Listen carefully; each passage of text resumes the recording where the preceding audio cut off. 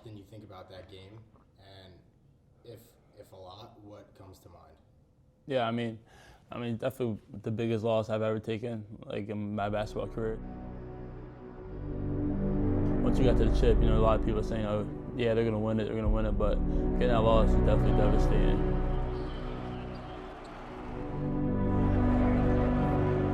I'm looking back at it like one time I caught top of the key, I knew I could have drove. A couple times I could have drove. Some shots I knew I could have hit. But yeah, there's always times I gotta look back on it. For a team that's one of the only teams in the PCL that's really there every year, and they're playing the Palestra every year. The loss of the Palestra to Father Judge was gut-wrenching. Sammy did not play well at all, and he knows that.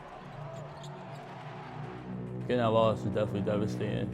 Definitely hearing it from everybody else too.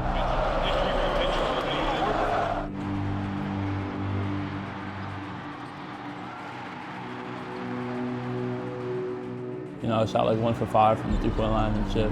If you go back and watch that game, a lot of his three-pointers hit the front rim, short misses. If I had the same mentality I had this year as last year, I feel like it would have been a whole different game. I can't really pinpoint anything, but there were a lot of times where I feel like I could have led, and like we were looking for a leader, and we didn't really have that last year. What really separates the good from the great players is their mindset, their mentality, their level of compete.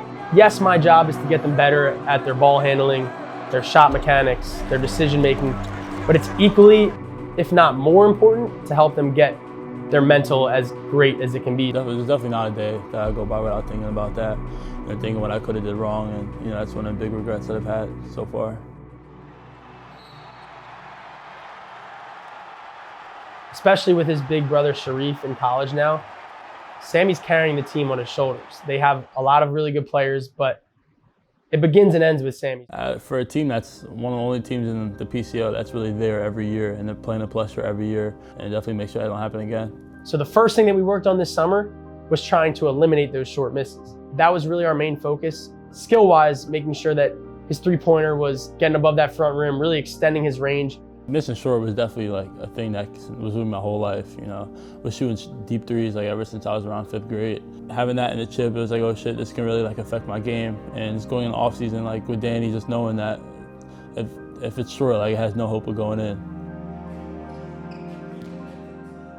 A lot of Kobe mid-range stuff, there's a lot of that. And another thing was the Kobe like mid-post game, like just to watch a lot of his stuff, like his jabs. Watching a lot of Luka too, the way Luka gets by people, being like, not even being the fastest player on the court, but being able to go by people, just studying his footwork, stuff like that. And then also really attacking the mid-range, the short jumper area, and really adding to his bag. We watched a lot of Kobe Bryant film, a lot of Kevin Durant film, and trying to expand his game to really make him a professional scorer.